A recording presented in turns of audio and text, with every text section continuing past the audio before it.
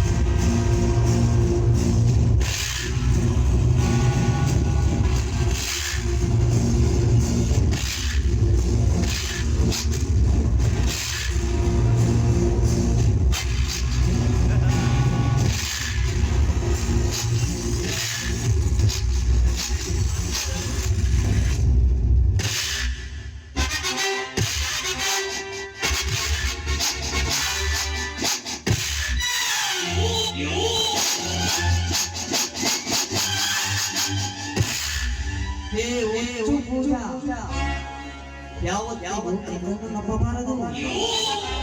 ಪ್ರೀತಿ ಜೊತೆಗೂಡಿ ಬಾಳಲೇಬೇಕು. ಆಗಲೇ ಈ ಸೃಷ್ಟಿಯ ಚಾಲೆ ನಿರಂತರವಾಗುವುದು.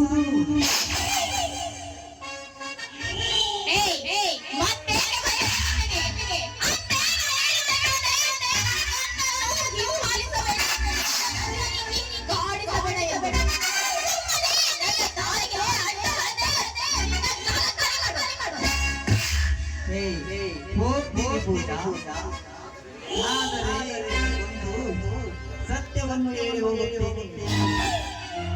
ನೀನಿಲ್ಲದೆ ಪ್ರಪಂಚದಲ್ಲಿ ಬಯಸಲಾರದು.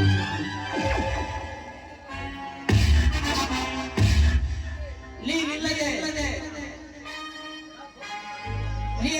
ನನ್ನ ಬದುಕು ನರಕವಾಗುತ್ತದೆ ಪೂಜಾ. ಆದ್ದರಿಂದ ಈ ವಿಷಾದವಿಸಿ ನಿನ್ನ ಪ್ರೀತಿಯ ನಿಲುವಿನಲ್ಲಿ ನನ್ನ ಜೀವನ ಪ್ರಯಾಣ ಮುಗಿಸಬೇಕೆಂದುಕೊಂಡಿರಬೇಕು.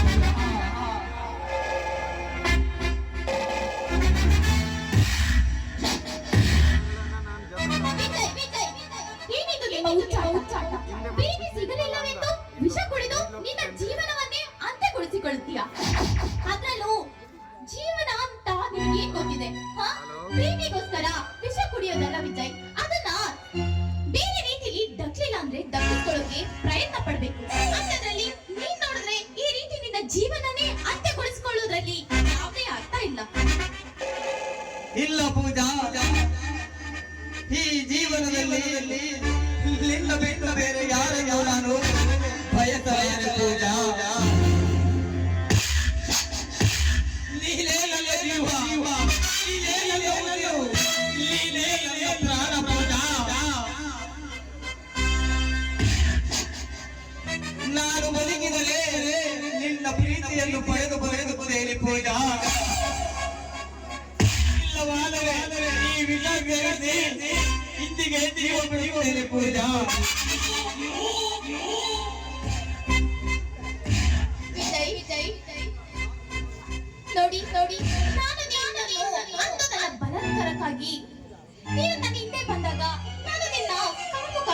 ಅನ್ಕೊಂಡಿದ್ದೆ. ಆದ್ರೆ ನೀನು ನನಗೋಸ್ಕರ ಈ ರೀತಿ ಪ್ರಾಣ ಬಿಡೋದ್ರಲ್ಲಿ ಯಾವುದೇ ಅರ್ಥ ಇಲ್ಲ. ನೋಡಿ, ನಾನು ಈಗಾಗಲೇ ರವಿಯನ್ನು ಮದುವೆಯಾಗುವ ಹೆಣ್ಣು. ನಾನು ನಿಮಗೆ ಯಾವ ರೀತಿಯಲ್ಲೂ ಸಹಾಯ ಮಾಡಲಾರೆ.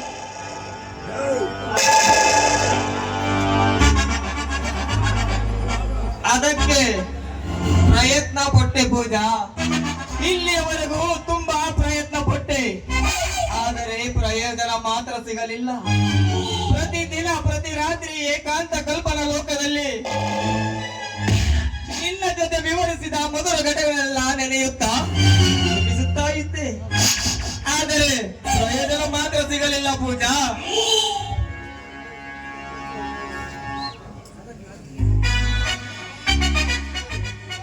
ವಿಜಯ್, ನೋಡಿ, ನಾನು ನಿಮಗೆ ಈಗ ಯಾವ ರೀತಿಲೂ ಸಹಾಯ ಮಾಡಲಾರೆ. ನಾನು ಈಗಾಗಲೇ ರವಿಯನ್ನು ಮದುವೆ ಆಗಬೇಕಾಗಿರುವ ಹೆಣ್ಣು. ನಿಮ್ಗೆ ಯಾವ ರೀತಿಯಲ್ಲೂ ಸಹಾಯ ಮಾಡೋಕೆ ಆಗೋದಿಲ್ಲ. ದಯವಿಟ್ಟು ಆ ದಿನ ನೀವು ಬಲಾತ್ಕಾರಕ್ಕೆಂದು ನನ್ನ ಮೇಲೆ ಬಂದಾಗ ನಾನು ನಿಮ್ಮನ್ನು ತುಂಬಾ ತಪ್ಪಾಗಿ ತಿಳ್ಕೊಂಡಿದ್ದೆ. ಆದ್ರೆ ನಿಮ್ಮ ಪ್ರೀತಿ ನನಗೋಸ್ಕರ ವಿಷ ಕುಡಿಸುತ್ತಿದೆ ಎಂದರೆ ನನಗೆ ತುಂಬಾ ಬೇಸರವಾಗುತ್ತಿದೆ. ಆದ್ರೆ ಏನ್ ಮಾಡ್ಲಿ, ಈಗಾಗಲೇ ಕಾಲ ಮಿಂಚಿ ಹೋಗಿದೆ. ನಾನು ನಿಮಗೆ ಯಾವ ರೀತಿಯಲ್ಲೂ ಸಹಾಯ ಮಾಡಲಾರೆ ವಿಜಯ್. ಪೂಜಾ, ಇಷ್ಟೊಂದು ಪೂಜಾ, ಈ ದೇಹದಲ್ಲಿ ಜೀವಾಗಿರಬೇಕೆಂದರೆ ನಿನ್ನ ಪ್ರೀತಿ ನನಗೆ ಬೇಕು ಪೂಜಾ, ಬೇಕೇ ಬೇಕು. ನೀನು ಬೇಕಾದರೆ ಆ ಕಿತ್ತ ರವಿಯನ್ನೇ ಮದುವೆಯಾಗುವಾಗ ಅವನ ಜೊತೆ ಜೀವನ ಹಂಚಿಕೋ. ಆ ಪ್ರೀತಿಯಲ್ಲಿ ನನಗೂ ಸ್ವಲ್ಪ ಬೇಸರಿದೆ ಪೂಜಾ. ವಿಜಯ್, ವಿಜಯ್, ಏನ್ ಹೇಳ್ತಾ ಇದ್ದೀರಾ? ಮದುವೆ ಆಗಿ ಇನ್ನೊಬ್ಬಳ ಮಡದಿಯಾಗಿ ನಾನು. ಅಂತ ನಾನು ನಿಮ್ಮನ್ನು ಪ್ರೀತಿಸಿದರೆ ನನ್ನನ್ನು ಈ ಸಮಾಜ ಸುಳ್ಳು ಎಂದು ಕರೆಯುತ್ತದೆ. ಸಮಾಜ ಯಾವುದು? ಸಮಾಜ ಈ ಸಮಾಜ ಕುಳಿತುಕೊಂಡರೆ ನಮ್ಮಿಂದ ಯಾರಿಗೂ ನ್ಯಾಯ ಸಿಗುವುದಿಲ್ಲ ಪೂಜಾ. ಪ್ರತಿಯೊಂದು ಪೂಜಾ ಅಹಲ್ಯ ಸೀತಾ ದ್ರೌಪದಿ ಇವರು ಯಾವ ತಪ್ಪೇ ಮಾಡಿರುವ ಪೂಜಾ. ಗಂಡನನ್ನು ಬಿಟ್ಟು ಆ ಇಂದ್ರನನ್ನು ಪಡೆದ ಅಹಲ್ಯೆ ಅವಳು ಪತಿವ್ರತೆನ ಪೂಜಾ. 5 ಜನ ಗಂಡಂದಿರಿದ್ದರು. ಆ ಕರುಣೆಗೊಳ್ಳಲು ಭಯವಿಲ್ಲವೇ? ಆ ದ್ರೌಪದಿ ಅವಳು ಪತಿವ್ರತೆನ. ಉದಾಹರಣೆ ಬಂದರೆ ಸಾಕಷ್ಟು ಕಡೆ ಈ ಪ್ರಪಂಚ ಒಂದು ಮಿಲನಕ್ಕೆ ಅದು ನೀನೊಳಗೆ, ಅದು ನಿನ್ನೊಳಗೆ, ಅದು ನೀನೊಳಗೆ, ಅದು ನಿನ್ನೊಳಗೆ